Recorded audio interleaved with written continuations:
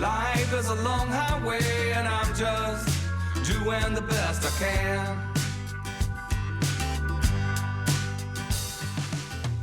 Well, in the backyard, playing with the dogs.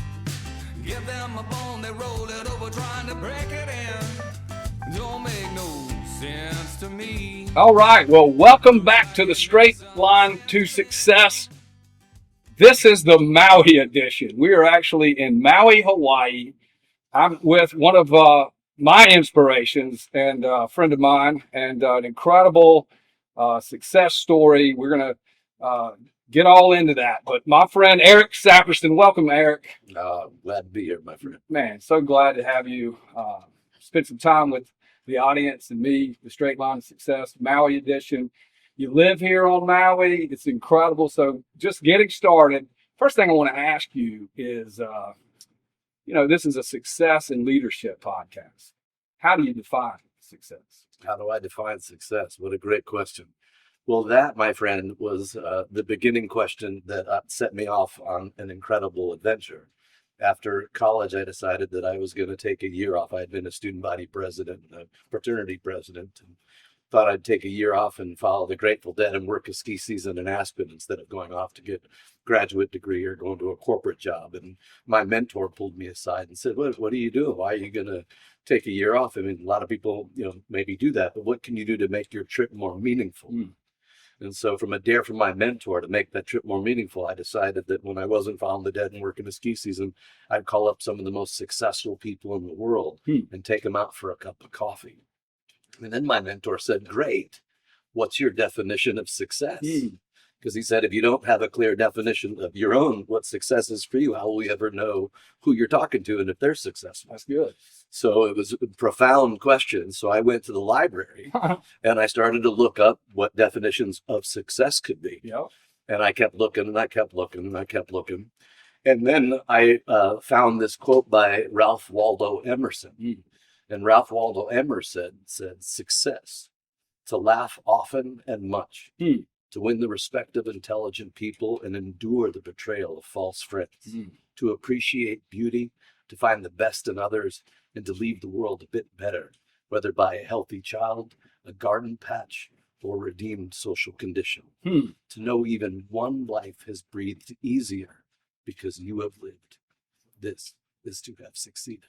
Wow. And that became my definition of success. And then I used that to go seek out people that embodied those characteristics. Wow. That's heavy duty right there. I mean, that's got to be one of the best definitions I've ever heard for success. And you were talking about fraternity brother and all that stuff. You went to San Diego. Where'd you go to? I went to a community college first. Okay. And then I transferred to San Diego State University and studied speech communication with an emphasis on leadership and communication. Okay. So you grew up in San Diego. I did. It's incredible. And so, when I met you, you were in Atlanta, and my big brother, Daniel, I was in law school at the time. And I came up to visit Dan in Atlanta, and he said, let's go. I met this guy. He's really cool. He's doing this fun project. He's got a fundraiser at a bar in Atlanta. Let's go check him out. And so I came there. I was like, what? Okay, well, that's fine. Anything. And but I really wasn't expecting what I found. And I found you behind the bar. And you talked about basically this concept that success leaves clues, that there's success and, through the universe. And that if you go out and talk to the most successful people, that you could, pick nuggets, wisdom from them, and that was what you were going to do. You were going to drive around the country, and you had a website. I don't know if it's still active, but it was pushthebus.com. And, I didn't have a lot of money, but what I had, I pulled in my pocket and threw in the you were very kind. Very kind. And, you were like, man, I want to learn from those who teach and teach those that want to learn. And, that really changed my life, Eric. It inspired me. I'd never met anybody like you. And, but that's what what we're doing today, I think, in some ways is, ripple effect from you, inspiring me. And so hopefully our audience, will learn something here about success through your story, and to be able to really, be able to hopefully take that and put it into action for themselves. And so, talk about the journey. I've spent a lot of time here telling the audience how we connected, but that thing ended up becoming hugely successful. I mean, it's a documentary motion picture, and you can still get it today, and we'll talk about that in a minute. But I think you went on tour with Edwin McCain to colleges to take your teachings and really inspire the country and in certain ways the world. So, but how did you get into that? Tell us a little bit about that. Oh, well, thanks. Well, you're correct. Well, first of all, very kind. Thank you again for putting money in the hat that day. That paid for gas money and dog food, which was needed on the Probably event. got you out of Atlanta. It did. A little It got me to Chattanooga. I think that's where that did. So you were helpful very much. And so yeah, I think when you said success leaves clues, I think that's that when I was studying speech communication and looking at leadership, I came across a quote that said, "To know the road ahead, ask those coming back." And that quote has fundamentally been a pillar in my life, and that there is wisdom to be gained from people who have gone further than I have. And so success for me, success is about pattern recognition and modeling behavior. And so looking at people that are doing what it is that I want to do or what you want to do, we all have the ability to dream and say, oh, I really want to become this thing. And then immediately is, well, I don't know how to even become that thing, or can I be that thing, or what are the odds of me actually becoming that thing? And so I'm such a big advocate of seeking out people that are succeeding on the path that you want to learn more and become more on, Yep. and then have the courage to ask that person out for a cup of coffee, or go for a run, or go for surfing, and learn and model successful people's behavior is the straight line to success. There you go. That's right. Yeah, that's funny. The straight line to success. And, again, it's exactly what you're talking about there. The mentor can help you if the straight line is the shortest distance between 2 points. Where you are today and where you want to be, those are 2 points. The straight line, you're going to have a lot quicker trajectory if you've got someone that's been there before, right? And that's what we're talking about. And you did that across America in a VW bus. You didn't just follow the dead. You went out and you tell us about some of those people that you interviewed. Yeah. Well, so you mentioned the bus. So I when I graduated from college, I bought a 1971, which was like a vintage Little Miss Sunshine, the yellow and white bus.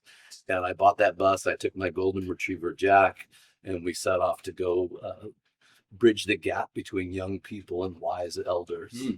And how I funded that trip, if anybody's taken road trips across the country, and maybe you've seen me and not remembered, because I would pull into rest areas with my dog and my bus, and I would flip open my Coleman stove, and I would sell sexy, kind grilled cheese sandwiches made with love for $1 off my Coleman stove at rest stops to generate gas money. Yeah. And people would just look at me like a dog does when they're confused. They hear like a weird sound, like, what are you doing? Because I'm out there just slinging grilled cheese, and people would ask me what I was doing. And I said that I graduated from college. I'm bridging a gap between young people and elders. I want to seek out the wisest people in our country and find out the values they live by, the struggles they've endured, and what advice and counsel they would give to me and others to better prepare ourselves for the road ahead. And how I'm funding my trip is by selling grilled cheese sandwiches. How many sandwiches would you like? And people chuckled sometimes.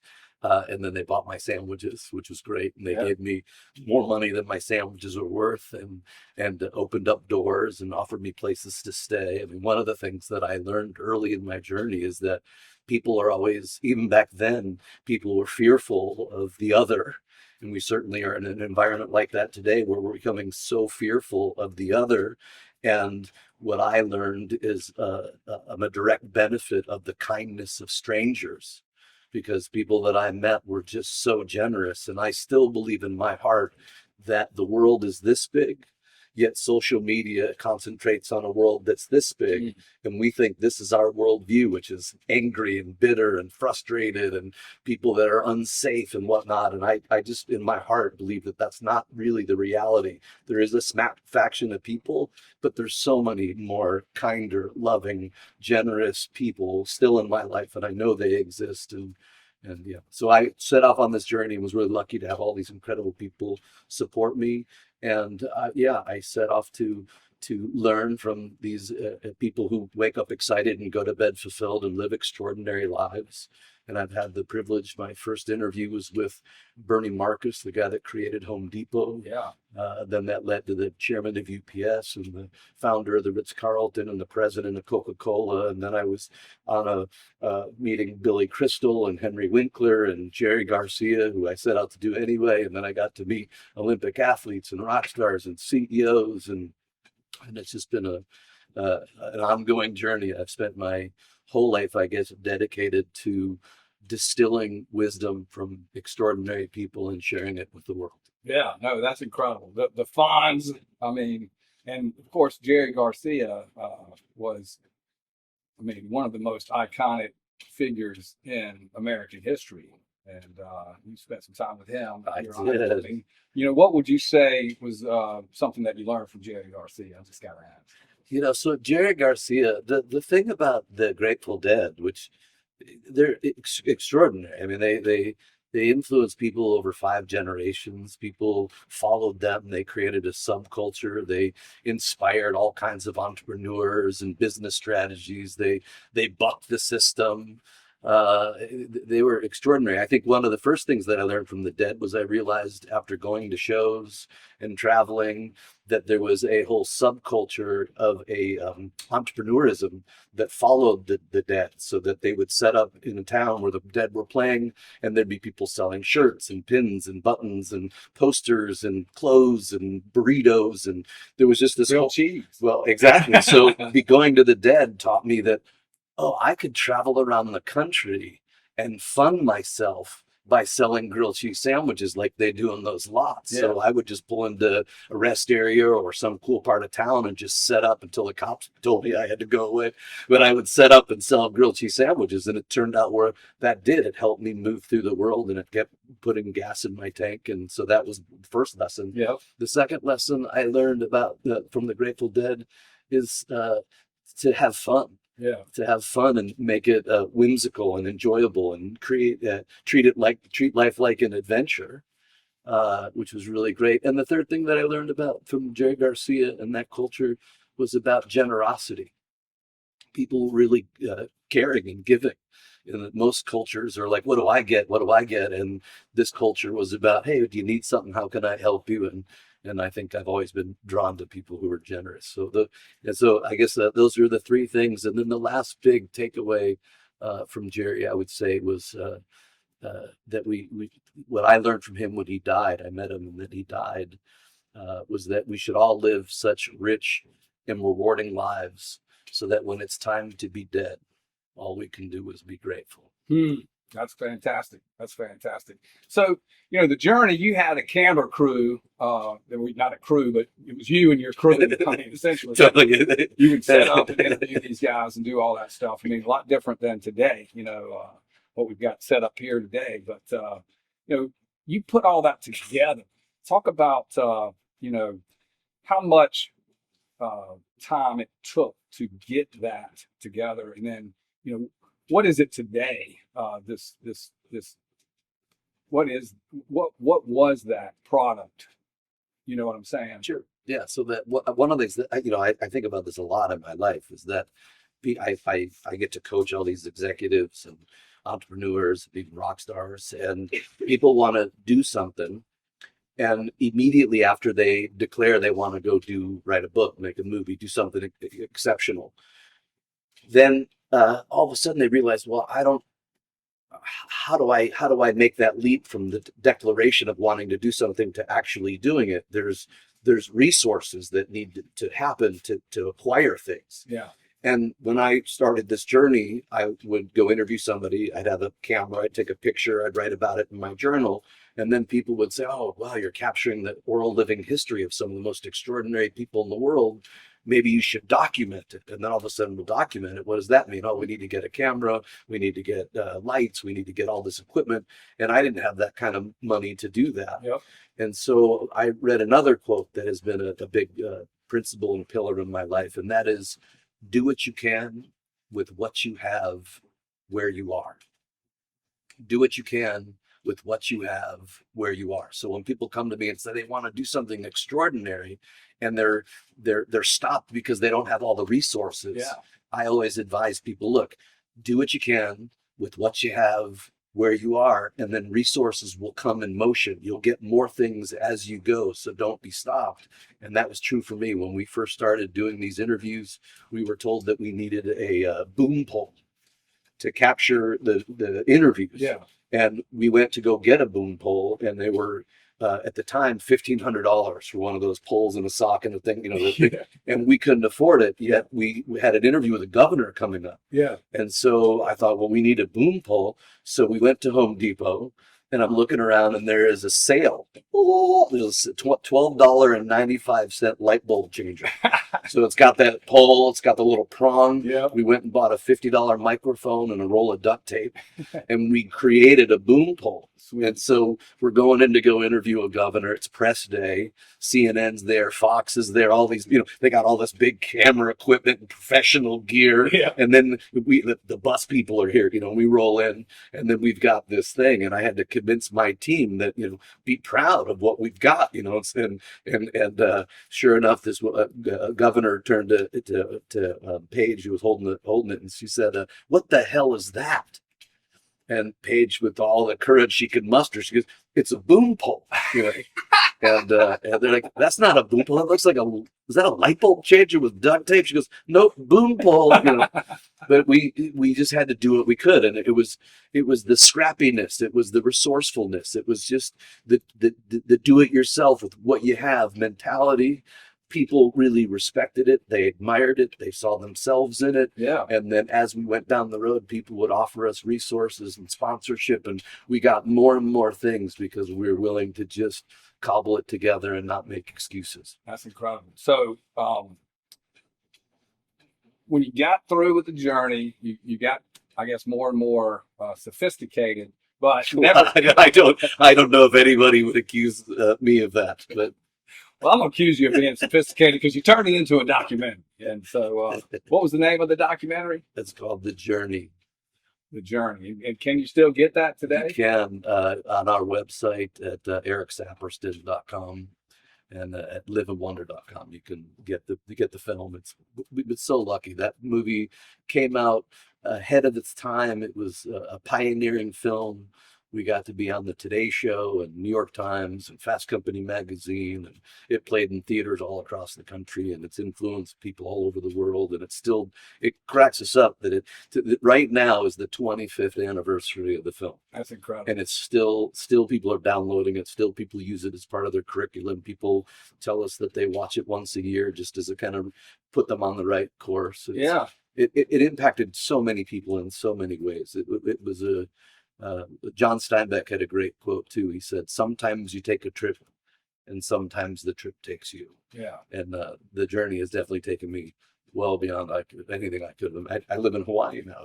That's how far it's taken me. It's taken me all around the world. I mean, that's, truth be told, we'll have to edit this for a minute, but that's why we're here, because it's the 25th anniversary of the journey. So we came to Maui to interview you today for that. And no, it really is incredible. And I mean, did you ever envision it being that big, or is that what you thought? You have a big ability to dream, and I think to which a lot of people get.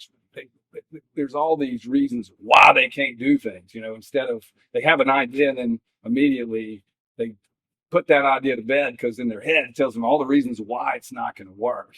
I don't think you have that in your head. I mean, was it that big did you expect it to be? It's interesting that you say that because it brings up a really great conversation. And that is that, so I think it's important to dream. I like having dreams. And a dream is a kind of a loaded word because I talk to all these corporations too. So a dream is some entrepreneur wants to do something, but it's also a vision or a mission. It's just being able to declare a big possibility in someone's life. So I want to create this. I want to move this. I want to do that, whatever that is.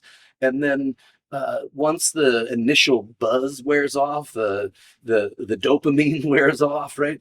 And then it comes down to a very important question.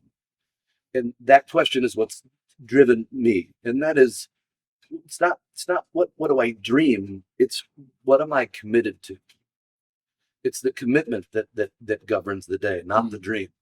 So for me, you're asking me, did I know it was going to be this big? I never thought about that. Okay. What I was committed to was bridging a gap between young people and elders. Mm-hmm. That's what I was committed to. So every day I woke up going, I'm committed to bridging a gap. What do I need to do to bridge that gap, to fulfill that commitment? So I'd interview this person, I'd interview this person, I'd go to another person, and I kept bridging gaps and kept doing that, kept doing that, kept doing that. It started off as just me talking to people, then it became a movie, then it became a movement, then it became all this stuff, and it got way bigger than I thought, but I never stopped being committed to bridging gaps between young people and wise elders. And so it was that commitment. On bad days, it was still that commitment. On good days, it was still that commitment. So I think a big mindset shift for people is to dream big, or to come up with a big mission or a vision corporately, and then ask yourself, okay, I want that to happen. So what do I need to commit to every day to bring that to fruition? That's good. That's good. Now, I want to just step back a little bit, because, I've worked with a lot of different, athletes and entertainers and those folks in my career. And a lot of them, that's one of the things that I feel like, I realized just my own upbringing, that my parents, impacted me. Because if I wanted to learn about the insurance business, for example, my dad would be like, oh, well, let me just call my buddy over here, and he's going to sit down with, and you can ask him about it. And if you're interested in it, I'm sure he'll tell you the next steps to get into that.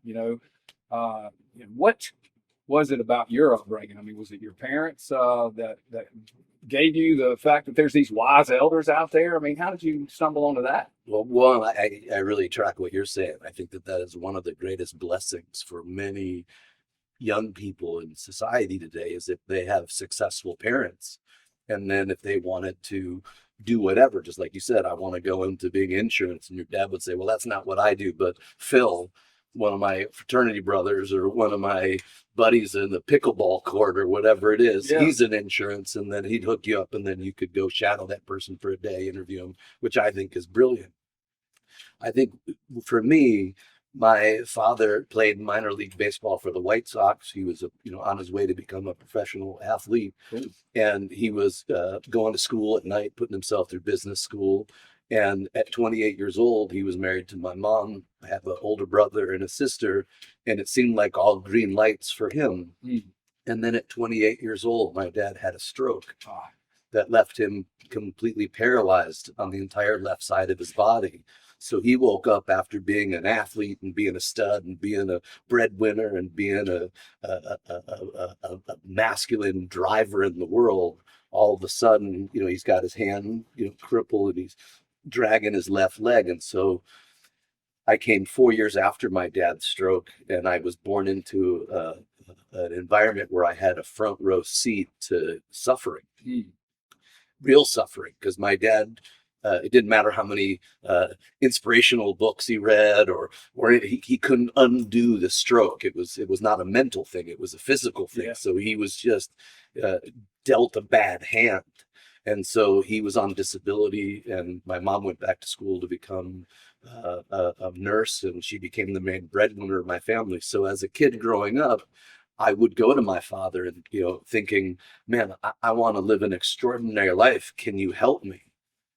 But my dad didn't know anybody. He didn't have those resources. He couldn't call Bob down the street. He didn't have that. So I'm pretty sure that because I knew that I wanted to live my most exceptional life that I could, that my dad couldn't help me. And I'm pretty sure that was the origins of me going, well, if I can't get information from him to be successful, I'm going to go get information from all these other people. So it gave me the courage to make this big request. Wow, that's incredible. That's an incredible story, and we appreciate you sharing that. So you went around, and definitely want you guys, EricSaperston.com or liveinwonder.com. Check out the journey for yourself, because these interviews, the folks, really is a worthwhile journey to take yourself, no matter where you are. And it's really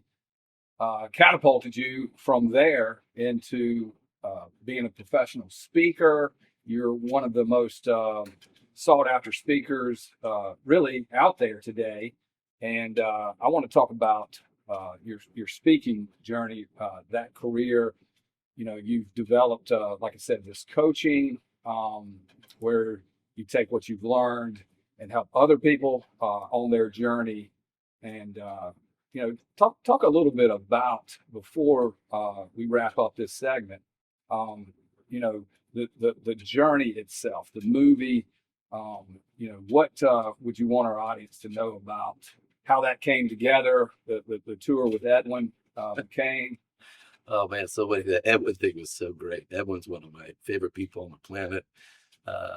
Gosh, before we made a feature film, we made a 13-minute film, which is also another thing that I think that as a person who's a visionary, I believe that my job is to eliminate other people's doubt.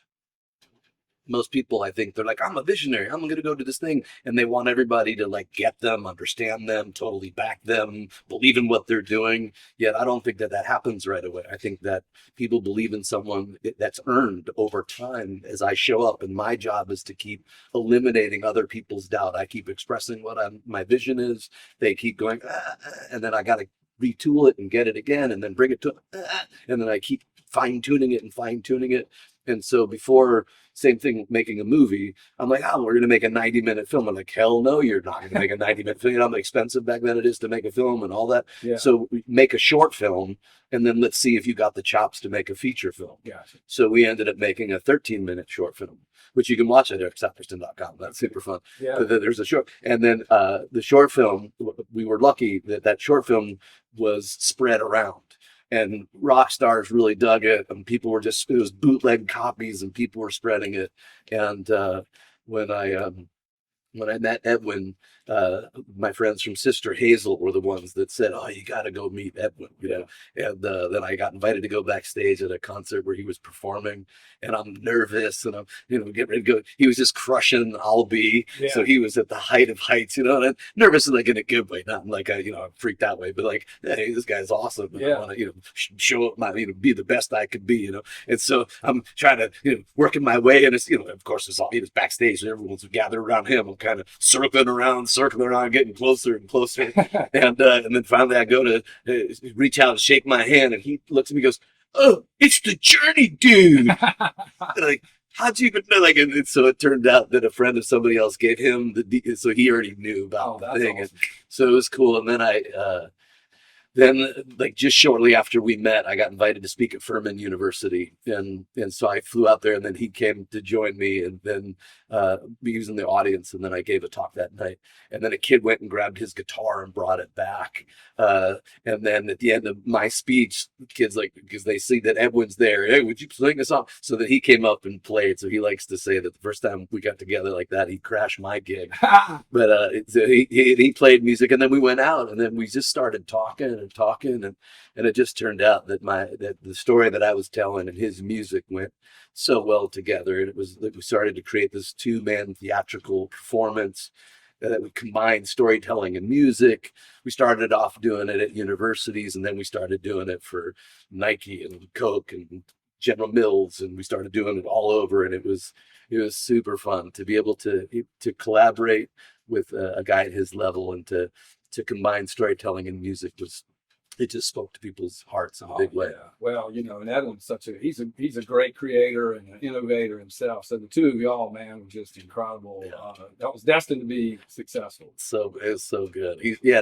That's available to the CD for people. It's been really fun. We're watching a resurgence. I think it's because Edwin's out touring and doing great right now. So all of a sudden, people are like, "What's this?" And they're clicking on our thing. Yeah. But it's so fun. He's crushing it. And then I think you asked about the kind of the movie. I think that the thing about the movie, The Journey, is that it was ahead of its time. When we were coming out with that movie, we brought it to South by Southwest, and it won South by Southwest. Wow. And became one of the most memorable films of South by Southwest.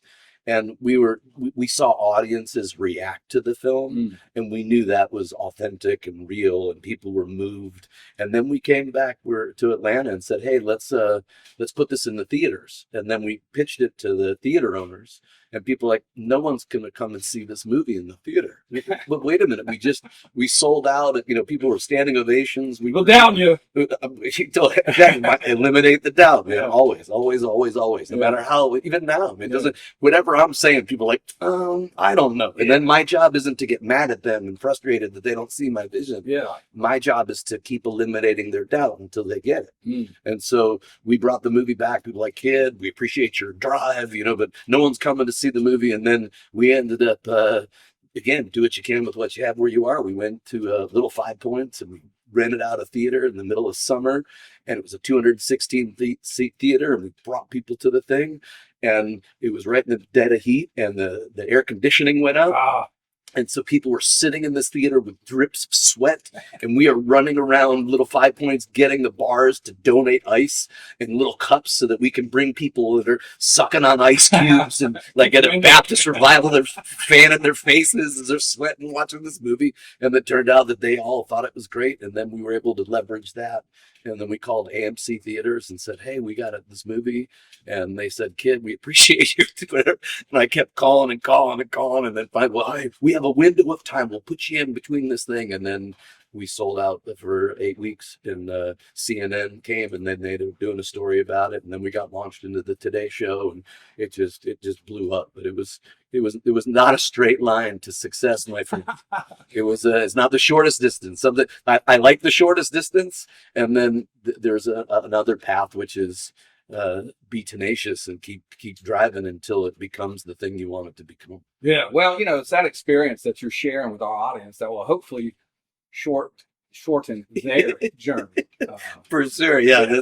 You could learn from my crooked journey, zigzagging journey. I'm more than happy to. I mean, that is the essence of To Know the Road Ahead. Ask those coming back. Is that there's you have to earn it.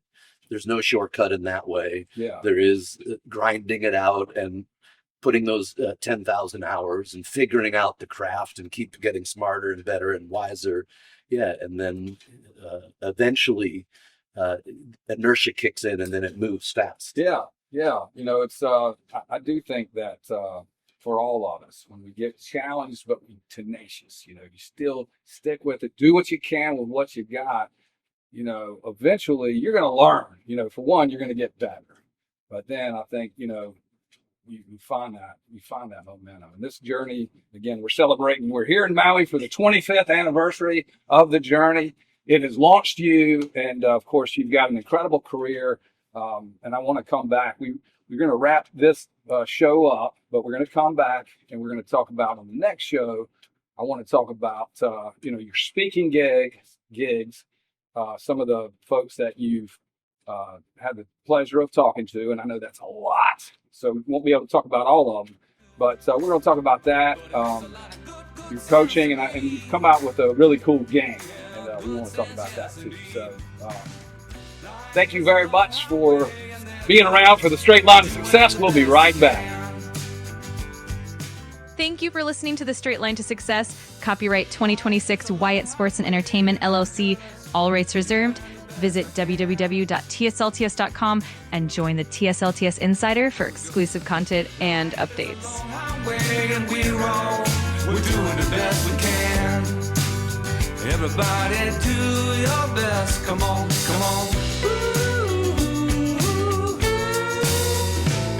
Do your best. The best you can.